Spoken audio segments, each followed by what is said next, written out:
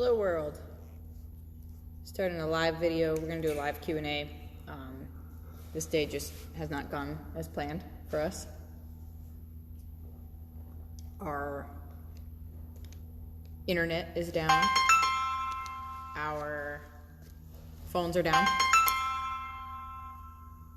The weather is absolutely horrific outside, and it is really putting a damper on the day. So we're gonna do a live Q&A. Well, we've got nothing to do. I mean, obviously my cell phones have internet, but it's our computers here and stuff are all down. Our phones are down. They're having a hard time getting things working. And then the poopy weather has canceled most of our field trips for today, and so I'm just hanging out in the training room. I don't even have access to my office right now. Hanging out in the training room. Emma's over here working some of the dogs that are here, and so we're just gonna answer people's questions while we're here. Hello. It's awesome to see you. I'm sorry you're having a rough day. Oh, it's not necessarily rough. It's just a little tedious. But it's a good thing for all of you, because now I can be here to chat with all of you and answer your questions if you have any. I actually have two phones running at the moment, so if you see me shifting things around, I'm already getting annoyed with the angle because it's like hurting my neck. So if you see me shifting things around, it's because I've got both phones going. I've got this same live segment going on Instagram and Facebook. Tends to be just the easiest for me. So if you see me moving around and stuff like that, it's because I'm trying to multitask. Let's see, questions about dog training, questions about business, questions about life, and I'll do my best to answer what I can. Hello. No questions, just want you to know you're all amazing and appreciated. Thank you very much, Beth. Look forward to seeing you again soon. I know you had to reschedule your session, but hopefully we can get you in again. Awesome to see you. I'm sorry you've been having a rough day. I think I just read that one. Rolling with the punches, that's right. Hello. Man, I'm just getting all the coolest people on the planet joining in today. Is this just the time that everybody's just like 2:45, this is it? Is this when everybody's picking up their kids from school and just waiting in their cars on Facebook and Instagram? How do you work with dog parents outside of your state? So I would say the large majority of our board and train clients are from out of state.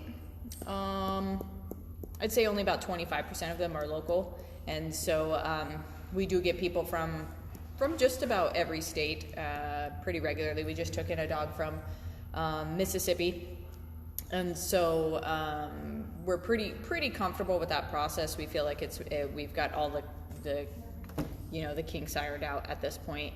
But the way that it works is that we have video footage that the owners study while the whole time the dog is in board and train. It's very extensive, very in-depth, and they really learn our entire training system while the dog is learning it as well. And then they come in for 2 days of training at pickup. And it's anywhere between 6 and 10 hours of training with their dogs, and we cover everything from, obedience to off-leash training to whatever aggression issues that they might have, so socialization with other dogs, socialization with people, resource guarding. We'll go over if they need that, crate training, anything that the dog might have struggled with while they were here, how to officially communicate, how to set up their household when they go home, how to have their dogs interact with other dogs, how to have their dogs interact with guests. Really trying to conquer every single aspect of the training in those 6 to 10 hours while the dogs are here, or while the owners are here working with their dogs. And then we send them on their way, and they also get 2 follow-up sessions. And usually if the people are from far away, some of our clients are just die hard. They want to do the best thing for their dog, so they drive all the way back out for their follow-up sessions. They get 2. The first one they schedule within the first month of the dog going home. The second one they can schedule at any time, depending on when they might need the most help with their dog. And those sessions last as long as is necessary for the client to get all of their questions answered and work through any issues that they might have. If the client who's out of state is unable to drive back into state, we do those sessions via Zoom, and they can film and document whatever it is that they're struggling with, and we can give demonstrations on our side with the dogs that we have for, you know, whatever it is that they might be going through, in case they have forgotten anything or feel like their situation is maybe outside of the norm and the videos don't answer their questions and such. And then we are available for email questions, text questions, phone calls, all of that sort of stuff, pretty much endlessly for the rest of the dog's life. They can contact us. I have clients from years ago who call in every now and then, and they're like, hey, we just adopted another dog, how should we be doing A, B, and C? And we're available for all that. That's all included with their board and train. We want to really be the dog trainer for life, and give people the best advice that we can moving forward. So that's pretty much how it works with out-of-state people. What do you do about separation anxiety? Any suggestions? One of the biggest things that helps separation anxiety is separation. So it almost sounds counterintuitive, but it's definitely super beneficial. But when your dog spends a lot of time with you, it almost gets addicted to the endorphin release of physical touch, physical proximity. And then when your dog try to go away from your dog, it's really hard for your dog's brain to produce its own endorphins and dopamine and stuff like that. So you get kind of this crazy outburst from your dog where they just can't handle it, kind of like a drug addict going away from drugs or an alcoholic going away from alcohol. It's almost a withdrawal syndrome. So removing affection is very, very helpful. Adding more separation to your life. So place command, having your dog hold their place command away from you. Maybe even having some other people handle your dog, walk your dog, and things like that, so that there isn't so much closeness and proximity, touching, affection, all of that sort of stuff that can become overwhelming to the dog. If you're dealing with a dog that you just got and it's an abuse case or what have you, still a lot of the same things are going to apply. Connecting with your dog in a different way, maybe doing more exercise where you're playing fetch or you're playing tug, or doing more training as a way of bonding rather than spending a lot of time really close, snuggled up on the couch and all this sort of stuff. That makes separation anxiety significantly worse going on. It's really great to teach your dog to stand on their own 2 feet and know how to be without you. Is it okay to walk my dogs without them always being in heel positions? Sometimes we just want to be more relaxed. It is okay as long as your dogs can take direction. If your dog is struggling to take direction and they're tuning you out on the walk, then that's where that starts to become problematic. So.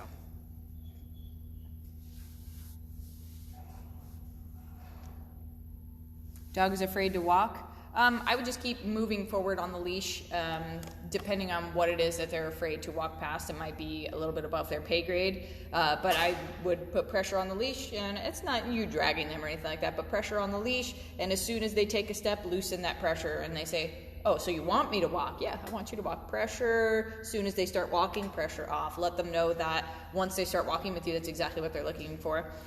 Most owners actually do the opposite. They pull on the leash and they just keep pulling even after the dog starts walking. And the dog says, okay, well, it doesn't matter whether I go or I stop, you're going to pull on the leash. Or they don't do anything about it, and the dog says, cool, I can just stop whenever I want, and I don't have to address my fears or anything like that. So make sure you're being fair about it. Pressure, as soon as they say, okay, but I'll only take 2 steps, great, that's all I need from you, 2 steps, nice job. And the dog goes, oh, you just want me to walk, I gotcha. Usually fixes itself pretty quickly.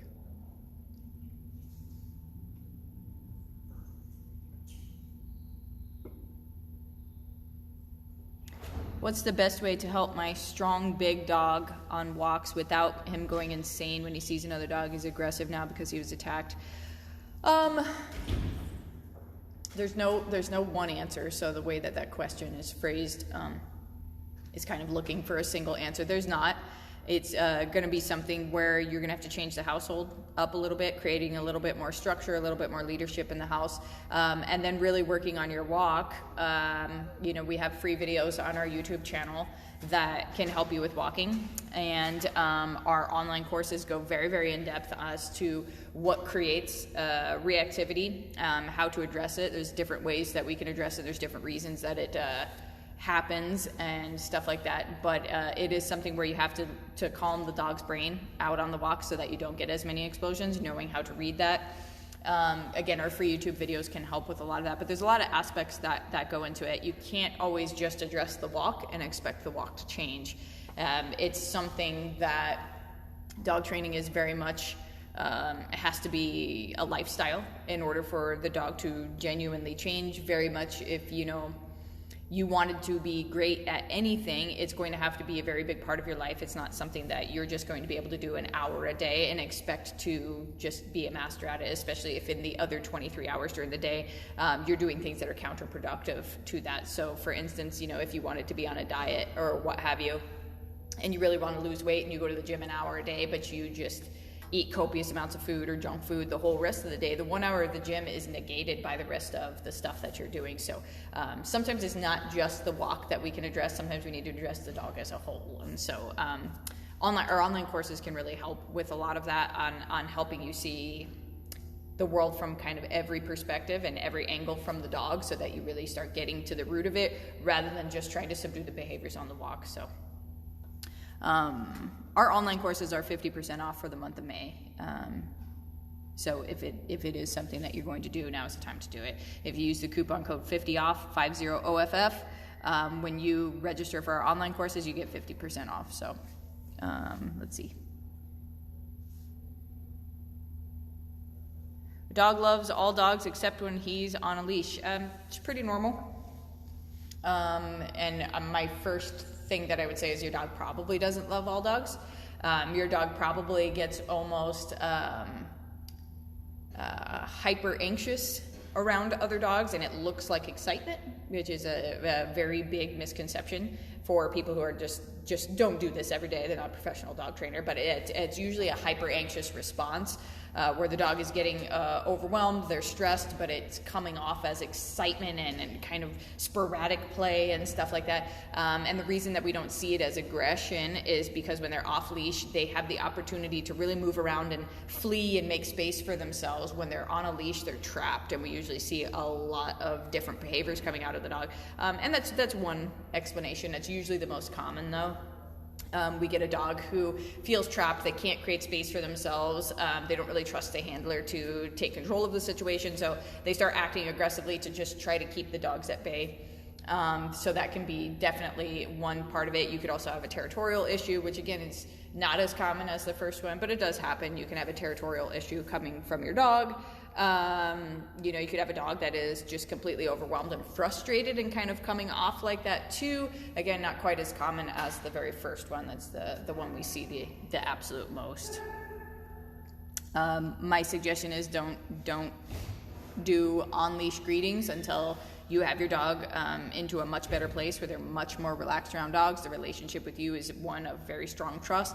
And then I would only socialize with dogs that matter. So dogs that you can finish the whole socialization process with, and dogs that are going to be in your life. So the fly-by-night people who are walking on the walk, or your brother-in-law who comes with his 2 crazy labs twice a year, those are not dogs that you need to bother socializing your dogs with. It should be something that matters, that you can complete the process with and make sure that your dog has a perfect experience every time.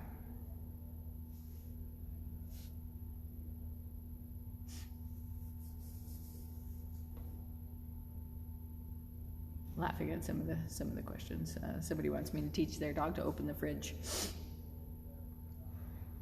I know you have a shadow program for professionals. Do you plan on putting more available dates on the site? Well, all the dates for this year are full. So once I know what my 2022 year looks like, I will put out more dates, but there's a lot of moving parts with our schedule and things like that. So it's something I will announce as soon as I can. How long are your board and trains? They're either 4, 6, or 8 weeks. The 4-week program is designed for dogs with no behavioral issues, so happy-go-lucky dogs.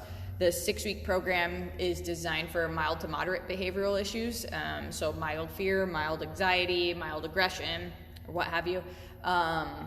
It's also designed for those happy-go-lucky dogs that are looking for off-leash training. They can go into the 6-week program. The 8-week program is for moderate to severe behavioral issues. So we have some dogs with us right now that are doing the 8-week program, like Kane. Kane is definitely on the severe side, so he's doing the 8-week program. It's also the bomb-proof program, so if you have those happy-go-lucky dogs, the 8-week program is pretty much bomb-proof on leash and off. So just depending on what your goals are for your dog and the behavioral issues that your dog has. We don't usually get dogs that don't have any behavioral issues. It's very rare, but sometimes we do get those calls.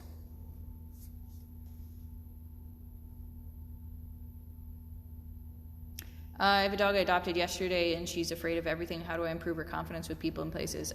Right now it's just strictly about decompression. Don't introduce her to anybody, don't do anything like that. It's going to take her a while to settle into your home, to settle in with you. Crate time, place command, nice walks, building really clear trust, work her for her food, incorporate playtime and exercise every single day. When you have a nice settled dog who's just much more stable, much more relaxed in their environment, they have adapted to their environment, then you can go ahead and start introducing her to other stuff. But the mindset's just not there yet. It's going to backfire on you right now.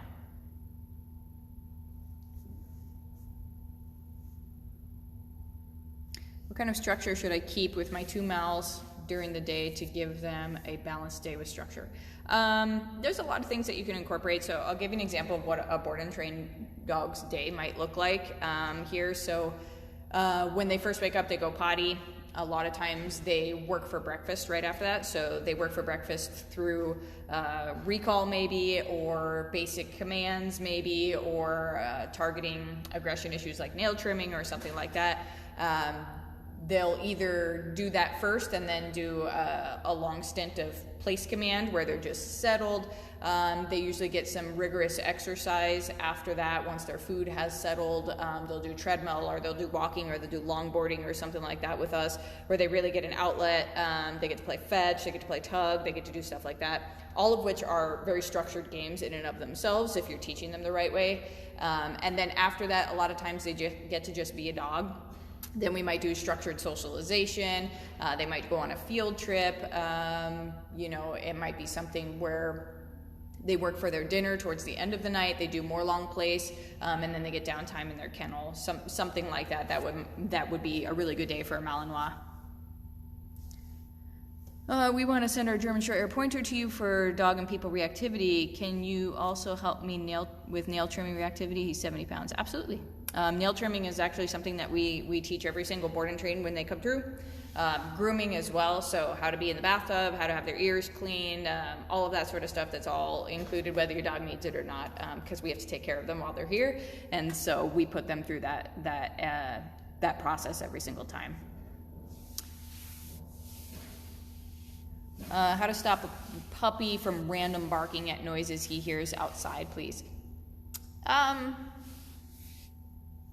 don't think it's as simple as just giving a correction. If your puppy is kind of hyper alert all the time and barking at every single noise, you probably have a skittish dog or a fearful dog.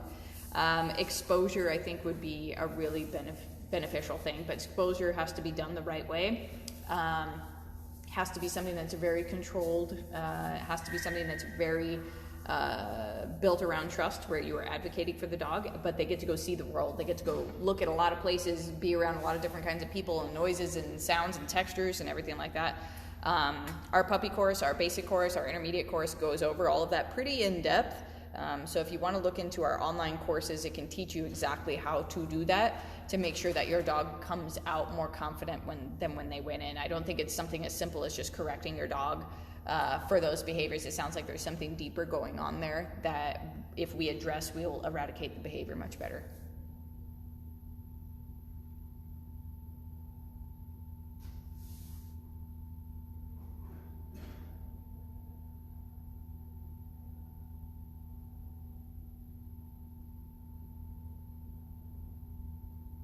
Best way for someone to leash a fearful dog. My dog is fine with the person in the home, but won't let them touch. They will be letting the dog out while we are gone. Is the dog just loose? My suggestion would be that the dog should be in a crate before the people come over, and then they can put a slip lead on the dog when the dog is in the crate, walk them out to go potty, bring them back, and just slip the slip lead off at that point. That's what we do with our board and train dogs.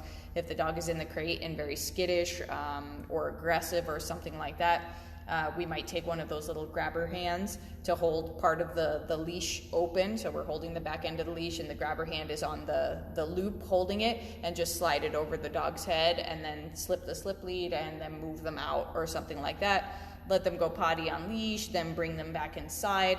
And if you're not pulling the tab down on the slip leash, it really doesn't take much. You could even let the dog go back into the kennel and use the grabber hand to pull the leash off of the dog. We have to do that pretty regularly until the dog builds a relationship with us.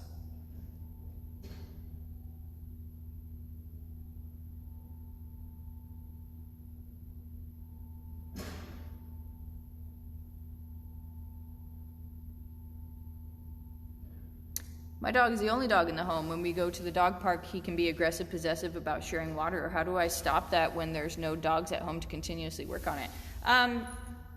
My advice is probably going to be not something that you're looking for, but my advice would be not to go to the dog park. I teach all of my clients never to go to the dog park. It's absolute probably worst place to bring your dog. Just because you have no control over the situation. So it wouldn't even be something that I would tell you to, hey, go ahead and try to train for that, because you have no control. You have no control about how he's going to respond. You're going to have no control over the other dogs there, the other people there. You're setting your dog up for failure at a dog park, whether your dog is happy-go-lucky or not. And it doesn't matter how well-trained your specific dog is, if the other dogs there are not perfectly well trained and they are perfectly well trained under your direction, you still have no control. And so it's a very expensive hand of blackjack every single time that you go there, because you're just gambling at that point. And all it takes is one bad experience for your dog to be completely changed after they leave that dog park. So dog park is not what I would recommend. It would be something that if you wanted to socialize in small groups of dogs that you know, where you have full control and you wanted to address a situation like that, yeah, that would be different. And the first thing that I would start teaching is recall off of water. So another dog starts coming over to the water, teach your dog to recall off of water, high value reward on the other side. They learn that it's okay to move away from water and that it's very rewarding to do so. And that doesn't mean you're bribing them where you're showing them the food and begging them to come to you. It's Zoe! Clear recall, dog recalls to you, nice job, food reward when they get to you, and start creating that pattern. That would be the first step that I would do. Let's see here. Just bought your online course. Thank you so much, Cindy. I very much appreciate that. Our online courses are 50% off for the month of May, so you have 4 more days to take advantage of that. They probably won't be on sale for the rest of the year, I would assume. So 50% off if you go to our website, which is methodcanine.com. Actually, I wonder if I can be savvy here. Let's see if my phone will do this. I just posted a comment with the link to our Thinkific website. I don't know if this one will let me do it. This is how long it's been since I've made a live video. I know there's ways to do fancy stuff, but maybe I am not the one. So I actually have to type it out on this one. Method Canine.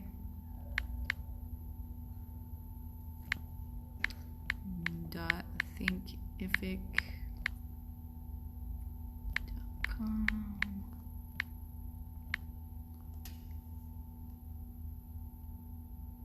Hopefully that works. Let's see, you folks can let me know. So posting the link on, I think that one's Facebook, in the comments as well there. So if you go to our website, if those links don't work, you can go to our website, which is methodcanine.com. You click on the online courses tab. It'll show you all the online courses available, and you can see which one might best fit your dog. So we have classes for puppies between 8 weeks and 5 months. If your dog's older than 5 months, you should do basic and intermediate. If you're on a budget, you really just want your dog to walk better on a leash and not be so reactive, not be so explosive and all that sort of stuff, we have a leash reactivity course. But my recommendation for everybody with a dog 5 months and older is to do the basic foundation followed by the intermediate foundation, and it's going to cover the whole dog. It's really going to cover everything to help you through most situations. If you have serious aggression problems, That's something that I would not rely on an online course. It'll definitely help, but I would not rely on that to resolve all of it. You should really look into doing, some pretty extensive training with an experienced trainer. So let's see.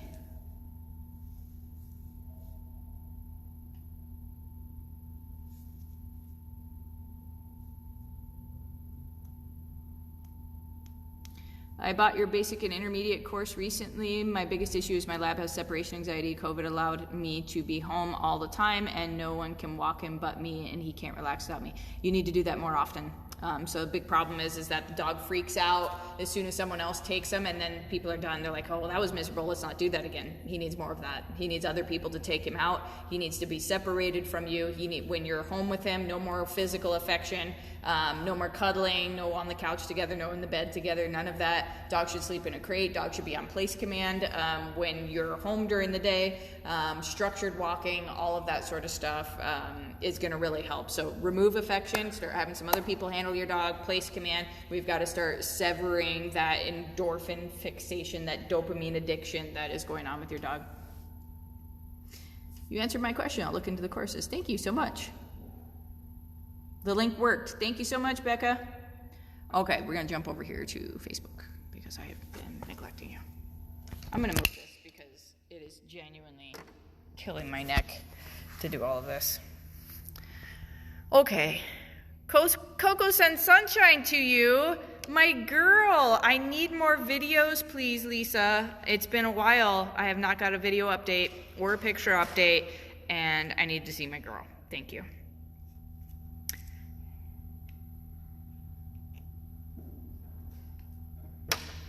Let's see.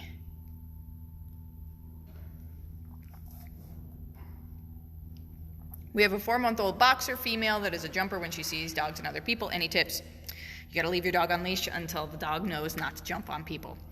So first rule, dogs on leash every single time they greet someone. That might mean that your dog's dragging a leash around in the house during the day.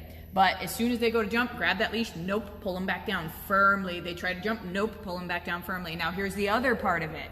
This is the part that everybody messes up, and I see it constantly, and people are like, I can't get rid of jumping. Your dog learns in a pattern, okay? And it's the first part of the pattern and the last part of the pattern that they really put together, okay?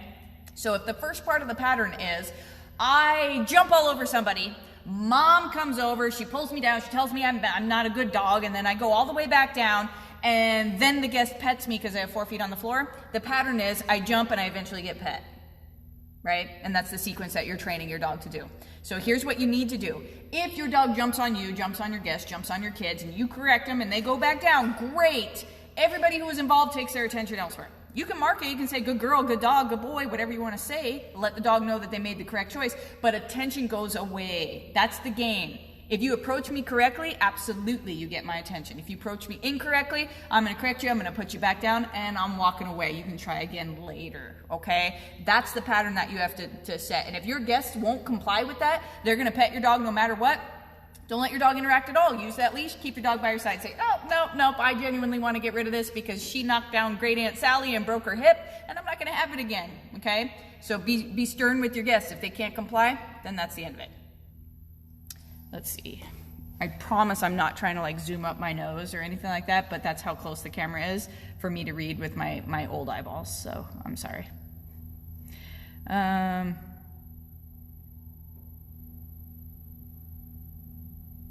already answered separation anxiety questions. Nope. How to stop your dog from pulling on leash. Hello, we lost internet there for a minute. Welcome to our world over at Method K9 today. But this one's actually connected to the Wi-Fi. That's why there's an issue. This one is not. But we have the video, and the video says something like how to stop leash pulling or something like that. But it goes over a really great move that is helpful for reactivity as well. It's called a V-turn. I would strongly suggest kind of using that to interrupt the dog and bring their energy level back down so that we can coach them when we need to.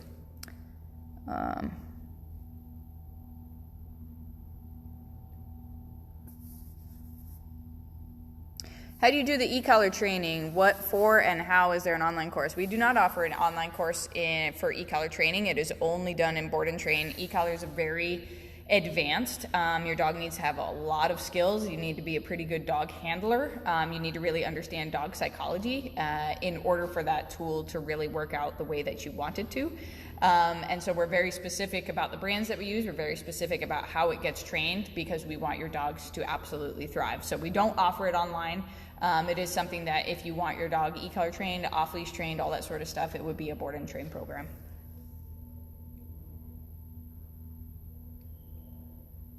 My dog barks and lunges at strangers walking by, and it's becoming a problem to the point where we might have to move out of our apartment. First step, if your dog is showing any type of aggression, reactivity, resource guarding, any of that, your dog needs to be muzzle conditioned ASAP. Not everyone knows what I mean when I say muzzle conditioned. So a muzzle is something that goes over the dog's face. You don't want something that straps their mouth shut. That's definitely unfair. They can't pant and cool themselves, especially when they're stressed. And if they're acting aggressive, they're definitely stressed. But you want some type of basket over the dog's face. So we like Baskerville muzzles, we like Jeffco muzzles, we like Dean and Tyler muzzles, depending on the shape of your dog's face. But muzzle conditioning means that you make it a pleasant experience for the dog. And so if the dog is not used to wearing a muzzle, they will thrash and kick and bite and injure themselves as soon as you try to put it on, or they won't let you put it on at all. So muzzle conditioning is a process that you need to go through to get them comfortable putting it on, having it strapped to their head, walking with it. It's a process. It's going to take a little while, but I would start doing that ASAP if your dog has any issues, even remotely like this. We have free videos on our YouTube page on how to muzzle condition. It's a 2-part tutorial that can help you get through that process. So that you can at least be safe in your apartment complex. So that's one way to avoid getting your dog kicked out, is saying, you know what, my dog cannot bite you. I may still have the issue, but my dog cannot bite you. I'm fully muzzle conditioned now, and my dog, every time I go out of the apartment, will be muzzled from here on out. Great thing about the basket muzzles, your dog can pant, but they can also eat and drink through that as well. So if you were hiking or something like that and you gave your dog a bowl of water, they would be able to drink through that. If you needed to work with food or treats or something like that, you would be able to do that too. So very comfortable once the dog is actually conditioned to it. So my neck is dying, so we've got both phones now.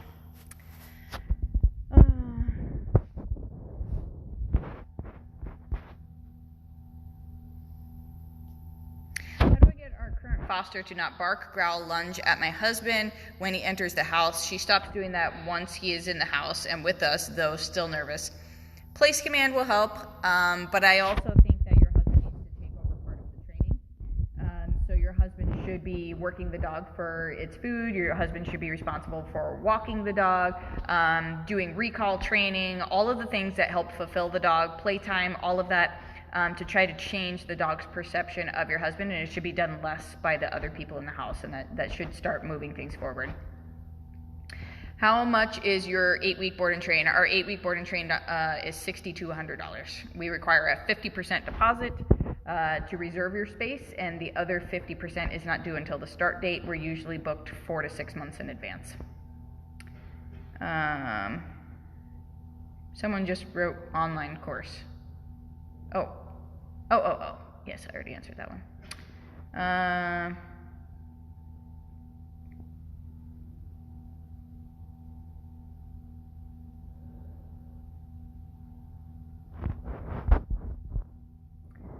So lots of reactivity questions here. Again, go to our YouTube page, look at the how to get your dog to walk nicely in heel position, or how to get your dog to walk nicely on leash. I don't even remember what the video is called. But it's a great move called the V-turn. Very, very helpful for interrupting a lot of reactivity and stuff like that. If you need additional help and that reactivity is pretty deep, strongly suggest our online courses. Take the basic foundation course followed by the intermediate foundation course, and it'll address not just your walk, but the entire lifestyle of the dog to make sure that you're getting to the root of those issues. Oops. Can't wait to come out in July. It's so close, but so far away. I know, we're almost there. How many trainers do you have? What has been your most effective way in finding good people? I'm struggling hard to find the right person to bring on my team.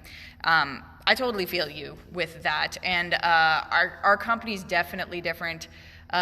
We now have, I can't even remember. I think we have 5 full-time trainers.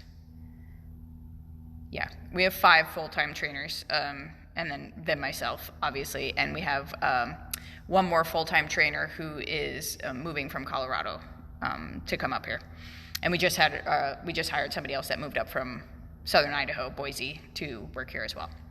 And so, with our system, we almost never hire someone with dog training experience. It just doesn't work out. There's always conflict of interest. There's always, them cutting corners or not doing it your way, that kind of stuff. And so we never hire anybody with experience. Experience with dogs is good, but not necessarily dog training. What we hire on is the person's work ethic, their personality, their trustworthiness. That's what we look at more than anything else. And the people that we have are phenomenal.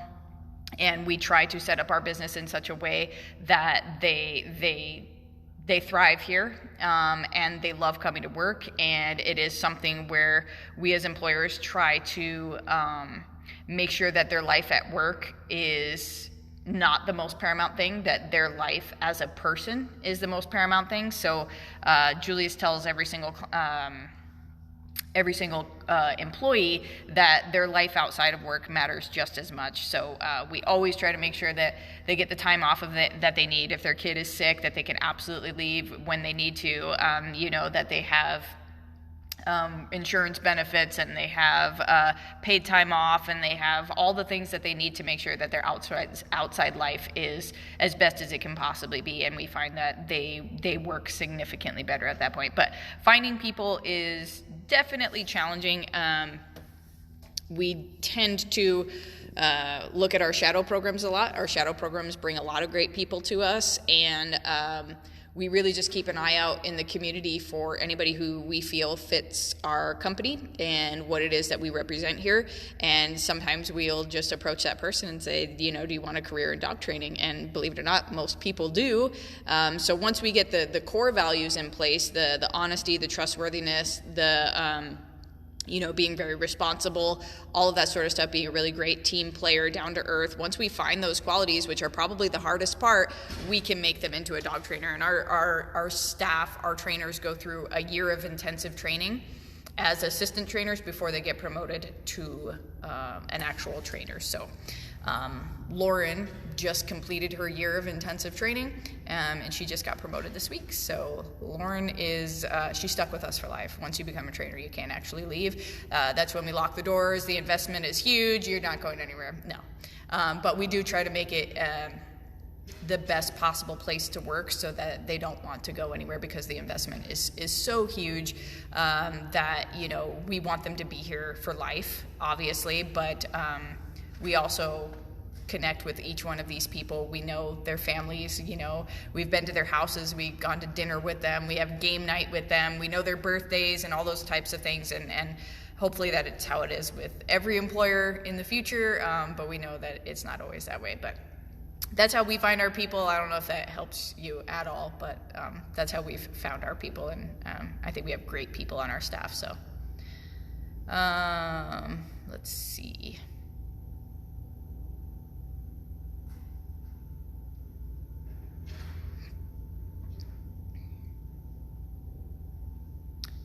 So I answered that question about the husband issue. How do I break fixation on other dogs passing while my German Shepherd is tied up? You might have to sit out there and work on that, work on maybe some place command outside. It's something that you're going to have to supervise every single second that your dog is tied up for a while to create a new habit. It can't be something where you're going to go inside and multitask. If you can't keep an eye on the dog, you should go in a crate somewhere. Your Reactivity online class helped my dog so much. I did that one first and then bought the other courses. Well, I'm awesome. I'm awesome. I'm super glad to hear that. Thank you. What do you recommend for training treats? I recommend the dog's daily meal. We don't use any treats in our training programs. We recommend that people teach their dogs to work for their daily meals, whether that's raw food or that's kibble or whatever it is you feed your dog. You're going to have a significantly better response and significantly better work ethic over time. Best way to keep an unleashed stray away from your dog and heel. Yeah, that's always a really sticky situation. The first and foremost thing that you should do is try to address the dog when they are as far away as possible. So don't wait for them to get right up on you, because it gets a heck of a lot more difficult the closer they get. So as soon as you see the dog kind of moving in your direction, one of the first things I teach my clients and I teach my staff is you need to be the loudest, most obnoxious, puffed up person you've ever been. Hey! And put your dog behind you, get right in that dog's face with a lot of forward power. A lot of times that spooks them and they take off. If that's not the case and they keep continuing in your direction, you know, I mean, obviously there's the bigger things that people carry. You know, people carry a knife, people carry bear spray, they'll carry whatever. I mean, you can do those things if you want to. I personally have not found the need for a lot of that. But again, some dogs are really, really, really serious. But what I typically do is I teach my clients to toss anything that's near you toward the oncoming dog. So if there's pine cones or something like that, or a handful of gravel or something, start tossing that out to the dogs. The dogs don't like being bumped in the face by stuff, so tossing that out is really helpful. If you know you're going to be walking on city streets and you're like, I'm not going to be able to grab anything if I see that, you can always put a handful of like pea gravel in your treat bag that you might be walking with you, and toss some of that towards the oncoming dog. It really, really works great, and it's something that you can keep a dog that's 20 feet away at bay before they even really get fixated on you. So really, really helpful. If that's all out of the question, the dog just bolted out of somebody's front door and just shot over to you, do your very best. Put your dog behind you. You're going to use your extended leg to keep shoving the oncoming dog away from your dog. I don't recommend kicking the oncoming dog, just because a human kick can really do a lot of damage to a dog. And the dog's not necessarily going to show that damage if it's really adrenalized. But a human kick, like if you were kicking a soccer ball or something like that to a dog's rib cage or something like that, can break bones pretty easily. So I don't recommend the kicking, but if you use like the bottom of your foot, let's see if I can show you an example, bottom of your foot, and you're shoving the dog away, you've got a lot of power there. You've got a fair amount of dexterity with your leg, that you can really push that dog back. And even if it's a stronger dog, that tends to work really well until the dog realizes there's kind of a boundary there, or the owner can come get it, or what have you. So those are my suggestions. Your value for work ethic is one of the reasons why I support you guys. Although I've never met y'all, it's communicated very well online, in my opinion. Thank you for that. Yes, work ethic is very important to us. What types of structured games to play with a dog besides tug or fetch? I guess it depends on what your dog likes. So one thing that we do with board and train dogs here is we use a flirt pole. I can show you a flirt pole. Give me a second here. We're walking now. So a flirt pole is kind of like a tug almost. So it's this pole here. I'm going to try to unravel it.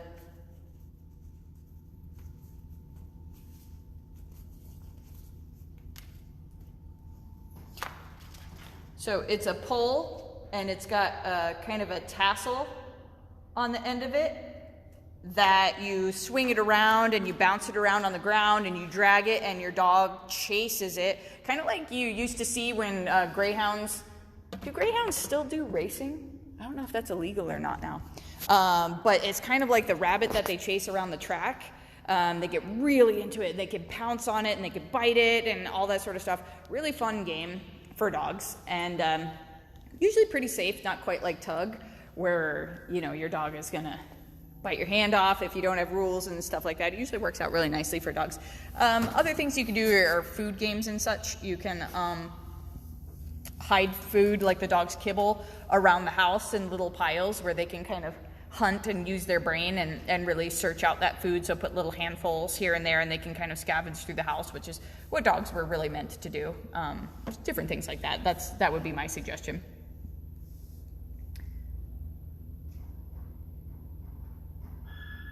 Semi-aggressive corgi, where should we begin? Do we board and train or one-on-one? If you're talking about my company, it would depend on what the aggression is. If it's some type of, I don't know, just reactivity or something like that on the walk, you might be able to do just one-on-one or even just some online classes. If it is something where, you know, the dog's going to be pretty aggressive towards the trainer trying to handle them, then that would be something I would recommend a board and train for. You got my dog's attention with that hay. Well, awesome. See? It's working already. Oops.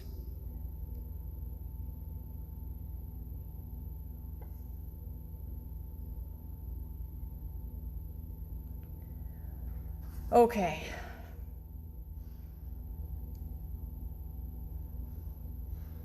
What's the best way to address possession aggression? I can't approach the dog if she has a toy.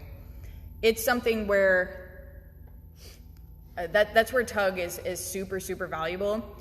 Teaching your dog to drop a tug on command, essentially drop a toy on command, and that it is part of the game. It's part of the relationship. It's part of the, you know, the best thing in their day is dropping that toy, but it also gives you power to enforce it later on. So we have a great video on our YouTube page on how to get a dog to drop a tug or a toy, and it kind of goes through all the steps of it, and it's something that you can enforce later on with a leash or something like that if your dog does not want to drop that tug or toy. So check those out. Very, very helpful.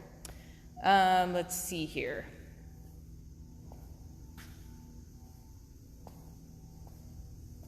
Best strategy to use for a dog who barks out the window at dogs or people? Yeah, you need to take away the window. So make that completely off limits in the house. You're going to correct your dog every single time they go to the window. If they even try to approach it, send them over to their place bed. Window's off limits now. That's going to help a lot.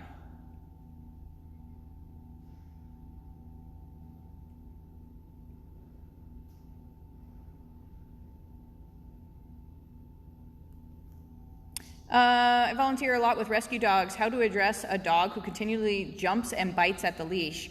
Something that we really, really love here in Board and Train, because we get dogs who do that pretty regularly.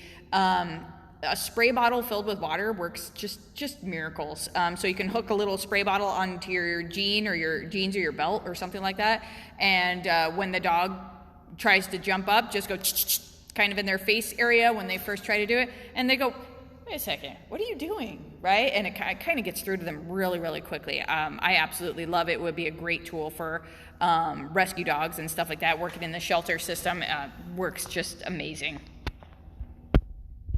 How do you determine how long a dog needs to be in board and train, and do they ever go home earlier than originally planned? You know, what we're trying to do is achieve the owner's goals and achieve what is best for the dog. And so our programs are kind of set up according to the time frame that we think dogs will bloom organically. So I can train your dog in 2 weeks, absolutely. That's why there's 2-week board and trains at places all over the country. We can definitely train your dogs in 2 weeks. I want your dog to bloom organically in the time frame that they are here. I don't want to just force your dog to comply with obedience commands and send them home and tell you that they're fixed. And that's the really big difference between an obedience trainer and a behavioral trainer. I need to change your dog's mindset. I don't need to change your dog's obedience, right? So the time frames are set up very specifically. So dogs with no behavioral issues at all, no anxiety, no fear, no aggression, no reactivity, no nothing, 4-week program. Dogs with mild to moderate behavioral issues, 6-week program. Dogs with moderate to severe, 8-week program. And we determine that through an over the phone interview, essentially, with you on which one of those your dog needs to fit in.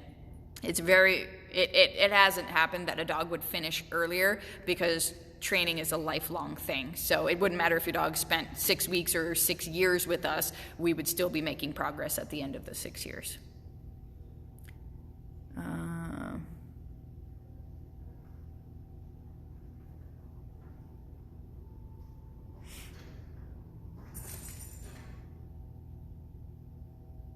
Denver says hi, cute boy. How old is Denver now? I think he was at least 6 when he came to us, 6 or 7. Sweet boy, you need to send us a video of him.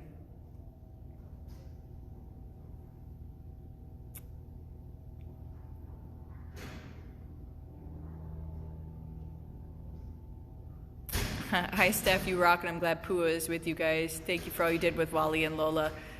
You're welcome. I kind of miss them. They're very sweet. And Miss Pua is an amazing dog if she would just stop knocking her water dish over. Everything in the universe would be amazing if Pua would just not knock her water dish over. That would be awesome.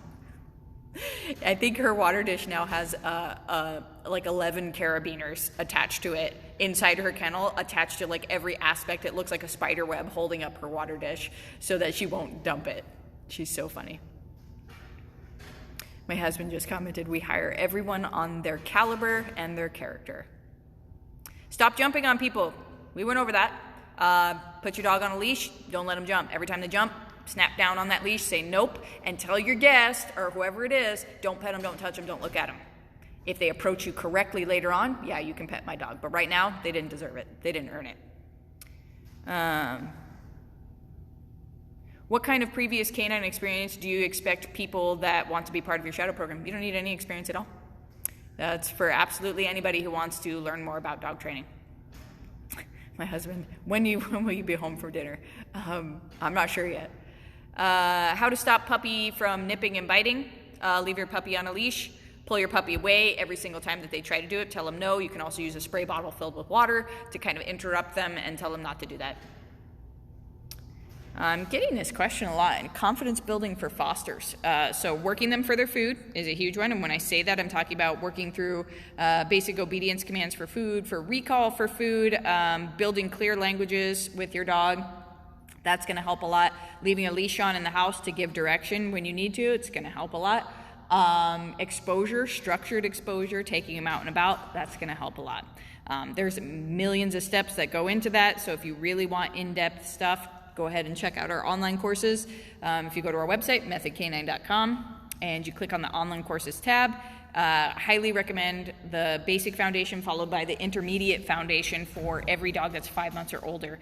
The intermediate foundation is the course that everybody wants. The one that stops the leash reactivity, the one that talks about socialization with people and other dogs, the one that talks about exposure to public places, the one that goes over everything is that intermediate course. But you got to take the basic course to get there, right? Because if you don't take the basic course and you go straight to intermediate, it's absolutely unfair to your dog, right? I will be completely disappointed if you decide to go that road. There's so much in the basic course. There's so much language building and so much psychology and so much that not only your dog needs to understand, but you need to understand prior to going into that intermediate course. Otherwise, you'll probably wind up creating more behavioral issues than undoing. Let's see.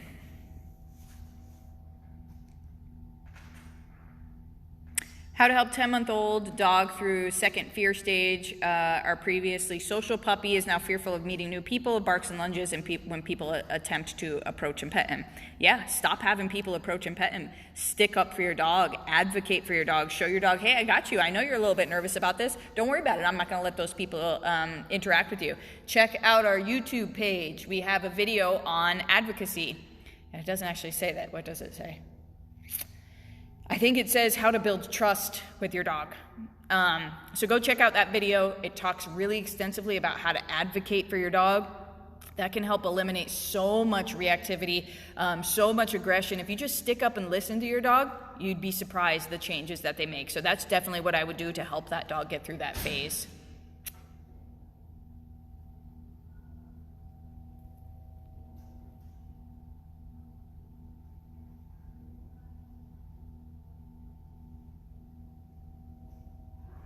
Have you had dog mates who were aggressive with each other end up being civil with each other? Yeah, after training, pretty regularly. Do you believe that the trust can be rebuilt with each other? Usually it depends on how many serious fights that they've had. If it's been a lot of serious fights, I don't know if the trust can be rebuilt. They can definitely learn to coexist, but it may not be something they ever play together or anything like that. So yeah, if there's a significant amount of serious fights, you're looking at coexistence, not really interaction at that point. How do you advocate for a fearful dog at the vet when they need to touch and handle them? The goal is to advocate so extensively throughout the entire year in every single circumstance that when you take them to the vet and you can't advocate, you've done such a good job of advocating that your dog doesn't feel the need to drop back down to that base level and go back to aggression and such. Oso's owner, awesome first take-home preparation lesson today for Oso. Loved it and learned lots. Thank you, Method Canine. Oso is one of our board and train dogs. He did his first go-home session today. I talked about that before, that our owners go through 6 to 10 hours of training prior to taking their dogs home. It looks like they just completed day 1, and it went really well. That's awesome. Do you do consults on Zoom for those of us that live far away? I do periodically. My schedule is just so packed. It's very, very challenging for me to do that. It likely would not happen this summer. My summer schedule is full pretty much. So if it was something you want to contact me in the fall, I can probably try to squeeze that in. My Remy boy goes up to them in November. Can't wait. So excited. Oso, correct.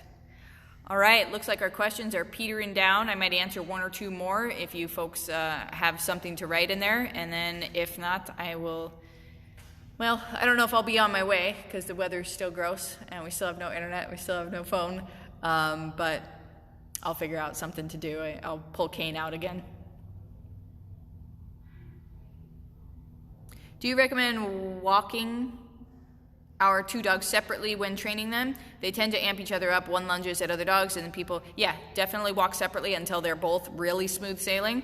And then when you start walking together, you're starting the whole process over again. As soon as you put 2 dogs together, it changes the dynamic completely, and you have to restart the training process. Do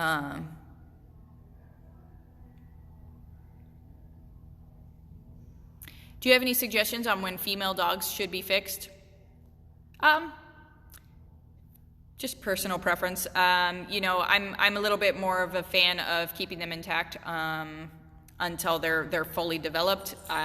You know, that kind of thing. Especially if you have responsible dog owners, it's not something where they're running around getting pregnant and all that sort of stuff. So all 3 of my dogs have been intact until they're fully developed, and then I spayed and neutered them at that point, and so that was just my personal preference. I like to make sure that the dog has the hormones that they need while they are developing, both physically and behaviorally. It is beneficial, but there are certain circumstances where I have recommended spay and neuter prior to full development, just for certain behavioral things that are going on with the dog, and certain behavioral things that are going on in the household, especially if it's a multiple dog household. So there's no right or wrong answer to that, I don't think.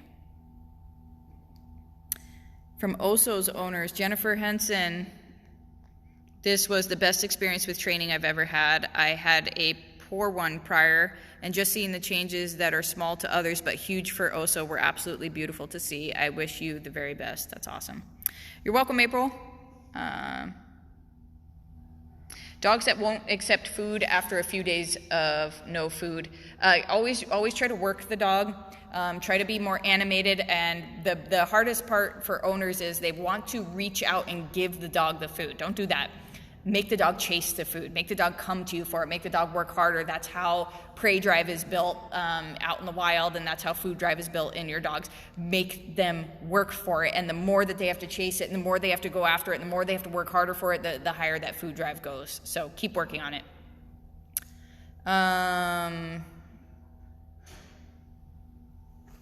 All right, I think that's going to be my last question, folks. If you need more help and stuff like that, I really encourage you to check out our online courses. The puppy course is for 8 weeks to 5 months. The basic course, intermediate course, and leash reactivity course are for 5 months and older. The puppy, the basic, and the intermediate, when they're 50% off, are only $87.50. So not very much. The leash reactivity course, when it's 50% off, is only $47.50. So really cheap investment for something that's really beneficial. It's going to walk you through step by step everything that you need to do with your dog. And in addition to that, you will have access to those videos, that online course, for a year after you purchase it. So if you're getting a dog 2 months from now, 6 months from now, you're planning on buying a dog 8 months from now, you can still buy it now for the purchase price. So check that all out. Go to our website, methodk9.com, click on the online courses tab, and you'll be able to see everything that we offer. I hope all of you take care, and then we'll start posting more videos, and hopefully I can do some more lives. We'll see what my schedule allows, but thanks for watching.